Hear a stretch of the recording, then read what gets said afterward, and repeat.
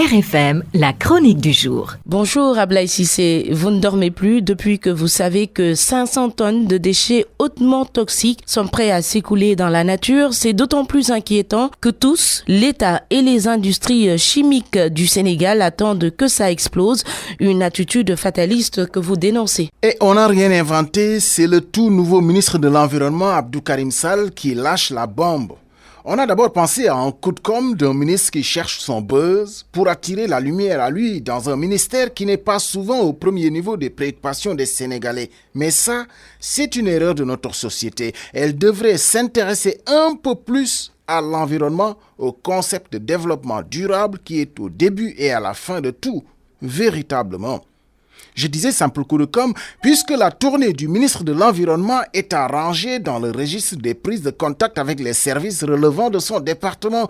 Tous ses collègues le font et on perd toujours un bon mois dans ce rituel à la mise en place de chaque nouveau gouvernement. Mais il est quand même inhabituel que la tournée des copains soulève un si gros lièvre et pour le coup, c'est carrément sortir les cadavres du placard. D'abord une certitude. La sortie du ministre de l'Environnement découle bien d'une stratégie mûrement réfléchie. Il n'est vraiment pas allé par hasard visiter les caves des ICS.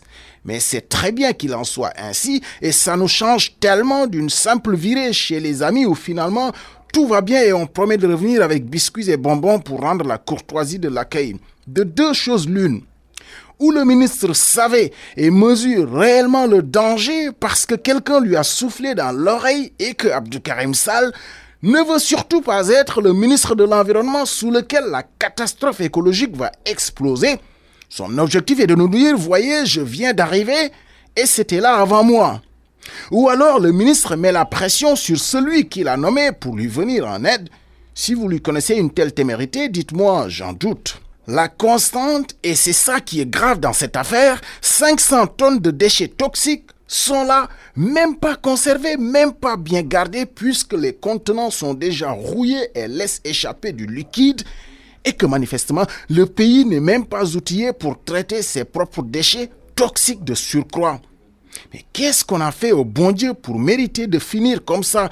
J'aurais vraiment choisi une meilleure fin du monde pour nous tous. C'est vrai qu'on étouffe de pollution à Dakar, qu'on suffoque dans la circulation, qu'on se sent à l'étroit dans l'encombrement et l'anarchie en tout genre.